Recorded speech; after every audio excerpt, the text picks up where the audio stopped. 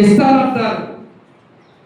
చర్చికి వెళ్తావా, పెన్షన్ తెచ్చుకోవడానికి వెళ్తావా అన్నాడు.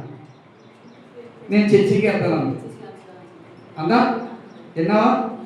నా సోదు మాటలు కాదు, విన్నావా చెప్తున్నా. చర్చికి వెళ్తాను. ఆయన చూసావా ఇదంతా విశ్వాసము.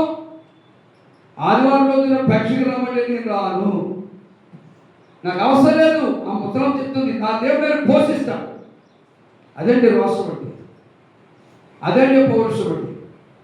నా దేవుడు నన్ను పోషిస్తాడని ఎవరిని ఆయన పిలుపులో పడి ఉద్యోగాలు కూడా విడిచిపెట్టి వచ్చా, ఊరు విడిచిపెట్టి వచ్చా, తల్లిదండ్రులు విడిచిపెట్టి వచ్చా, ఎవరిని బంధువులు విడిచిపెట్టి వచ్చా. దేవుడు అలాంటి విశ్వాసం మనకు ఉండాలి. అలాంటి విశ్వాసం అనుకుంటే దేవుడు ఏం చేస్తాడు? ఏమండి, నాకు అవసరం ఉంటుందండి.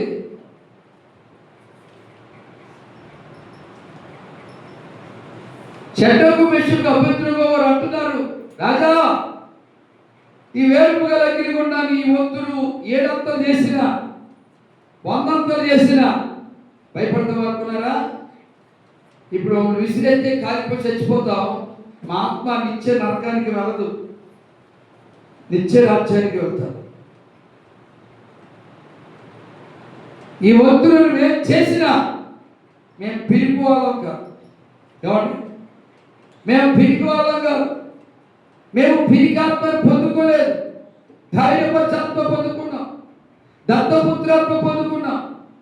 ఎందుకంటే మేము నమ్మిన దేవుడు అసమర్థుడు కాదు. ఈ వేరుము గల అగ్నిగుండం నుంచి మమ్మల్ని తప్పించుడుకైనా సమర్థుడు. దేవునికి స్తోత్రం చెప్పండి.